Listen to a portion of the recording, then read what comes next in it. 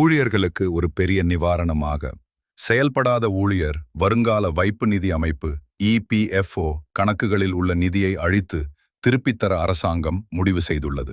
இதன் மூலம் 30.52 கோடிக்கும் அதிகமான தொகை கணக்கு வைத்திருப்பவர்கள் அல்லது அவர்களின் சட்டப்பூர்வ வாரிசுகளுக்கு திருப்பித் தரப்படும் என்று பிடிஐ தெரிவித்துள்ளது.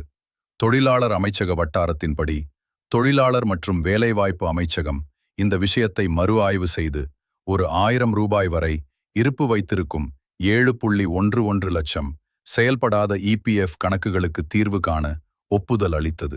செயலற்ற வருங்கால வைப்பு நிதி கணக்குகளை சுத்தம் செய்து நெறிப்படுத்துவதற்கான பரந்த முயற்சியின் ஒரு பகுதியாக இந்த நடவடிக்கை உள்ளது.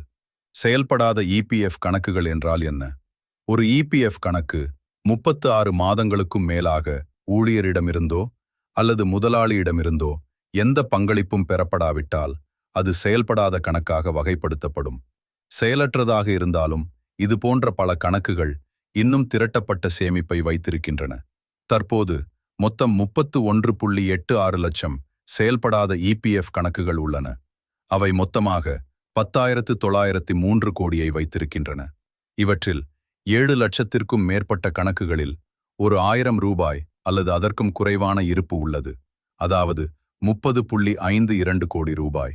பணத்தை திரும்பப் பெறுதல் எவ்வாறு செயல்படுத்தப்படும்? ஆதாருடன் இணைக்கப்பட்ட வங்கிக் கணக்குகளுக்கு நேரடியாக தொகைகள் மாற்றப்படும் என்று அமைச்சகம் உறுதிப்படுத்தியுள்ளது.